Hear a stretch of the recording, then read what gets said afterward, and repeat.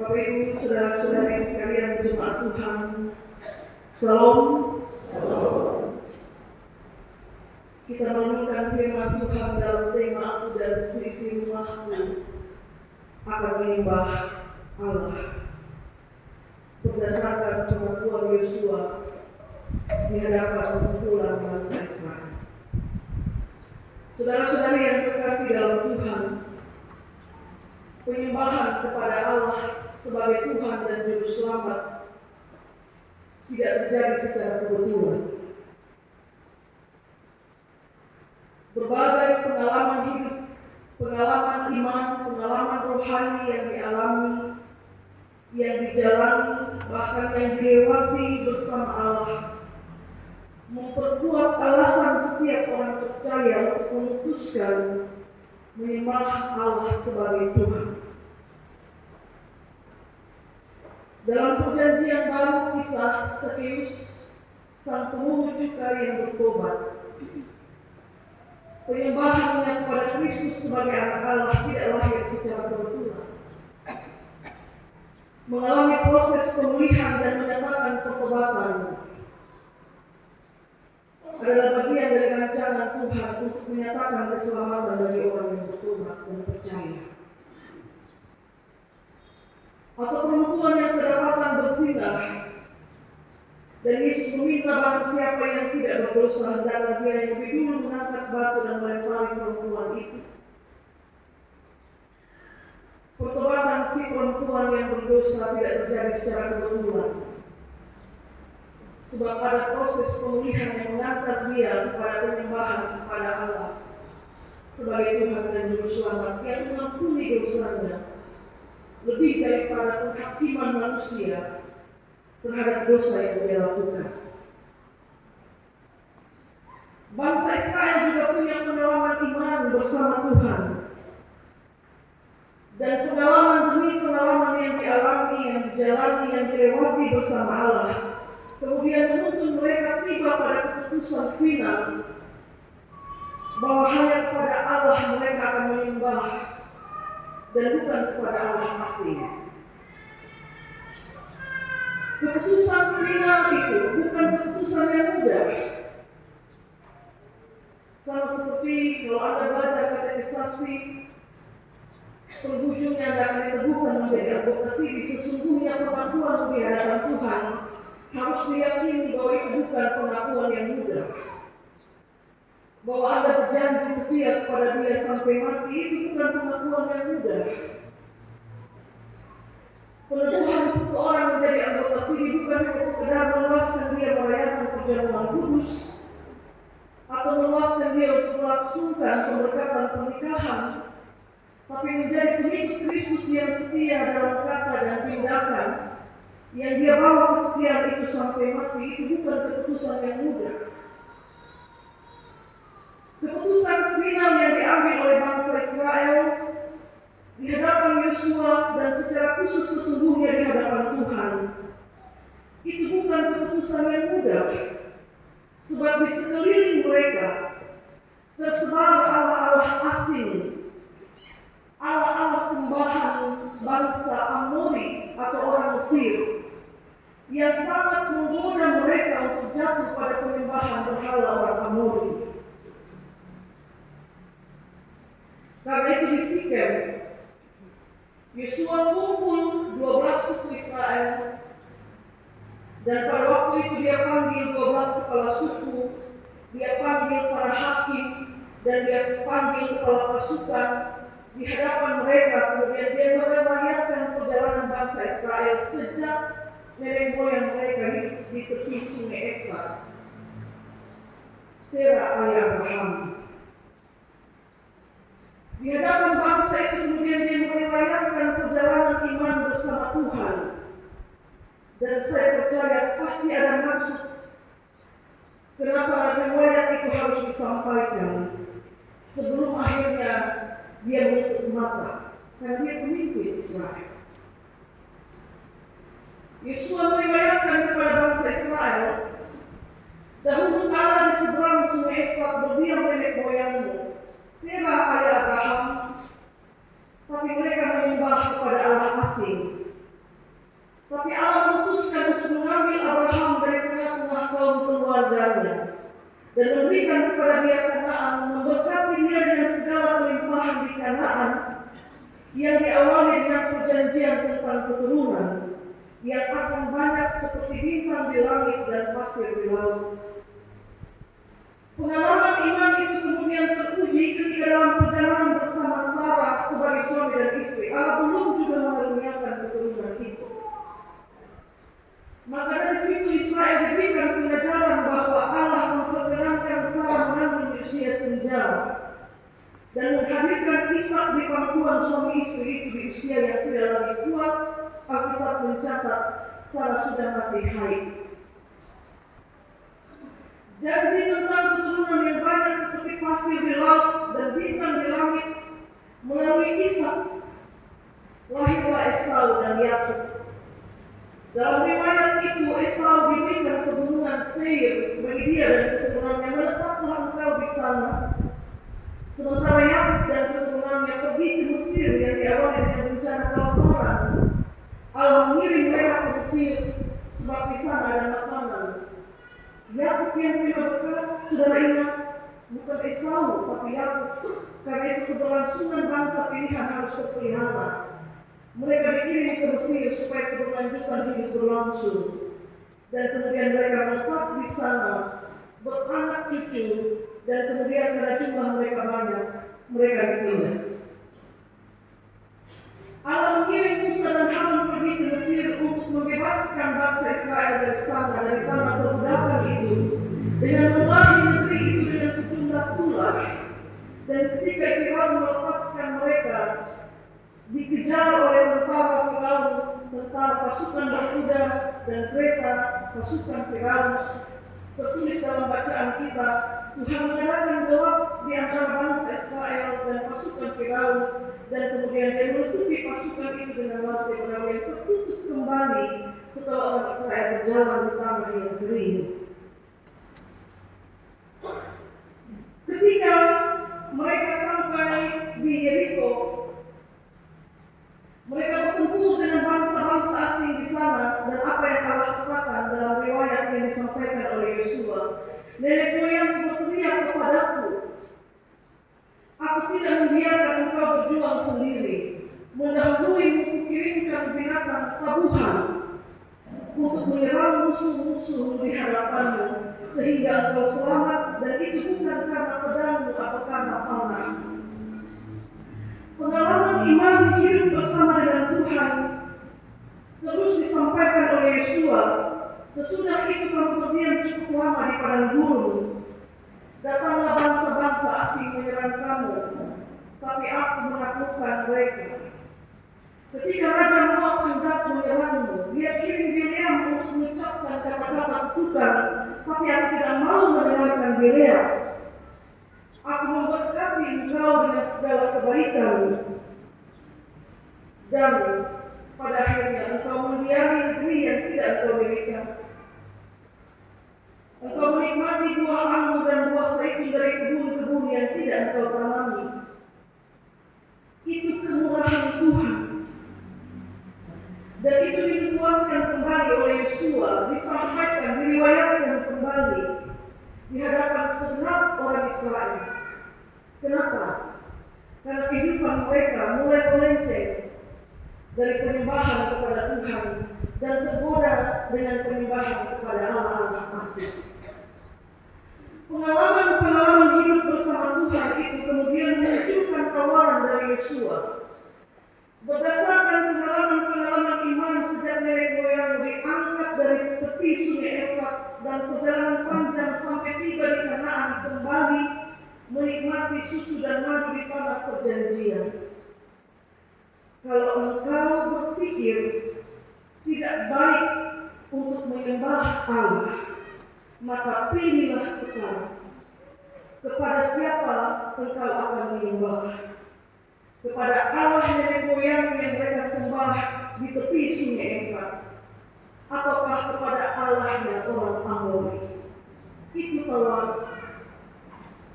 Dan tawaran itu bukan tawaran asal tawaran, Bapak Ibu saudara-saudari yang terkasih. Tawaran yang dimulai dengan amatilah perjalanan mereka sedari awal Terah, Abraham sampai masuk kepada Kanaan.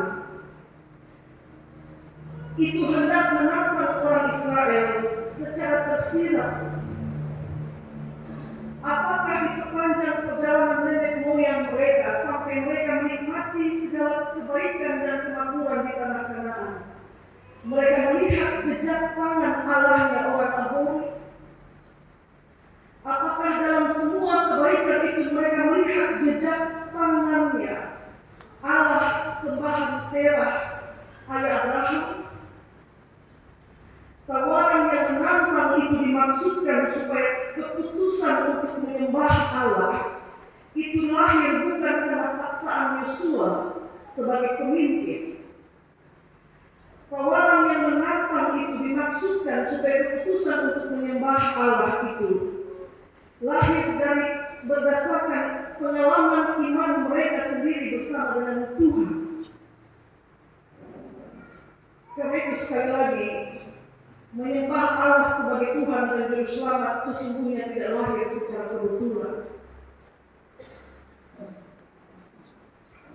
Dan mereka harus mengakui bahwa dalam perjalanan sejak dari tepi sungai Efrat sampai masuk kembali ke Kanaan, yang kami lihat hanya jejak tangan Allah Abraham, Ishak dan Yakub. Dan ayat 16 adalah kredo, pengakuan. Jauhlah daripada kami meninggalkan Tuhan untuk beribadah kepada Allah lain, sebab Tuhan Allah kita, Dialah yang telah menuntun kita dan nenek moyang kita. Itu pengakuan. Dan atas pengakuan itu Yosua bilang, jauhkanlah Allah asing dari tengah-tengah, lalu condongkanlah hatimu kepada Tuhan. Keputusan itu kemudian diikat dengan sebuah tanda yang tertulis pada kitab hukum Tuhan yang tertera pada sebuah batu yang terletak di bawah sebuah pohon besar di Sikem. Itu menjadi tanda pengingat bagi bangsa Israel bahwa kalian sendiri pernah berjanji hanya kepada Allah saja kalian akan menyembah. Maka jemaat Tuhan yang terkasih, beribadah itu bukan semata-mata hanya soal lahiriah atau hanya pada hal-hal yang kelihatan. Saya berpakaian rapi, saya pegang Alkitab, saya pergi kebaktian minggu, saya pergi kumpulan rayon, saya pergi ibadah kategorial, atau saya pergi ikut rapat di gereja.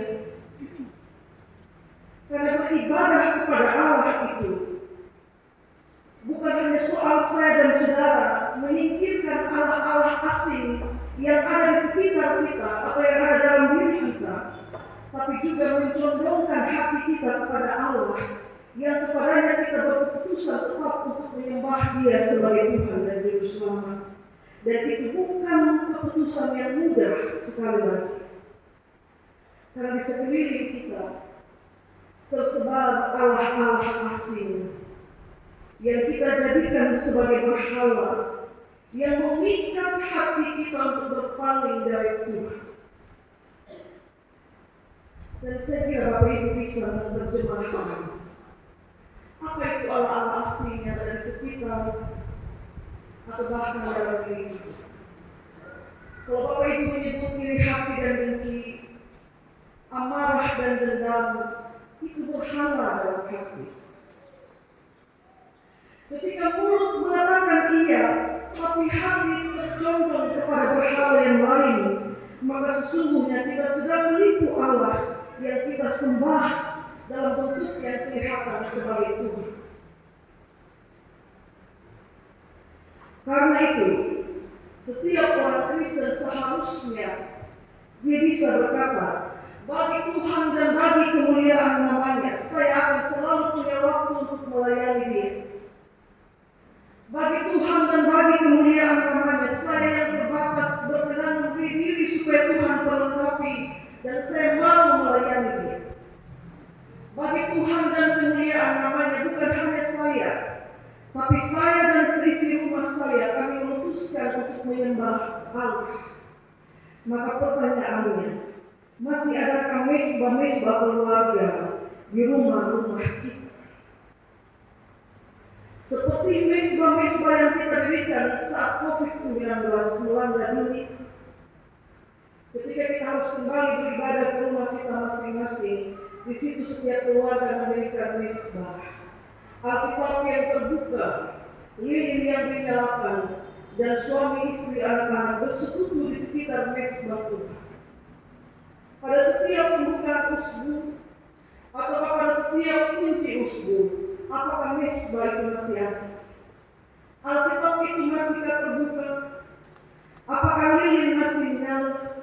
Atau pada mesbah yang paling kecil, masihkah suami istri dan anak-anak bertelut bersama sebelum hari berakhir di setiap malamnya?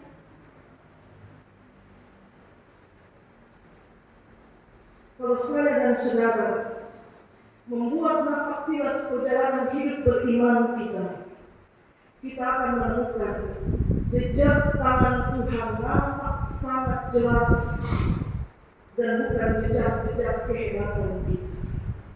Bukan pedang atau panah seperti yang Tuhan bilang kepada bangsa Israel. Ketika orang Amori dikalahkan dan Allah-Allah sembahan mereka dihancurkan, itu bukan karena pedang dan panah. Bukan jabatan atau kuasa atau uangmu, tapi Tuhan yang melepaskan engkau dari segala kemelut persoalan kehidupan, pekerjaan, pribadi, dan bahkan rumah tangga. Sekali waktu, saudara berkenan lihatlah pada perjalanan itu dan temukan apakah ada saat di mana saudara meninggalkan dia dan menyebut Tuhan berbuat tidak adil dan menyebut Tuhan melakukan sesuatu yang buruk lalu berbelok arah, tapi ternyata dia setia untuk menuntun sampai pada penerapan janji. Karena janji Allah bagaimanapun tidak bisa dibatalkan. Sesuatu yang sudah dia nubuatkan bagaimanapun caranya akan dia genapi. Dan itu terbukti dalam sejarah perjalanan iman orang percaya.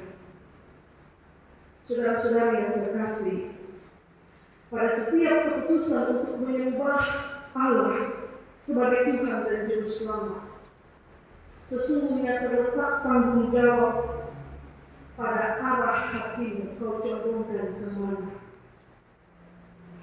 Saat kau memutuskan untuk menyembah dia, hatimu juga harus condong kepada dia, kepada firman, kepada kehendaknya.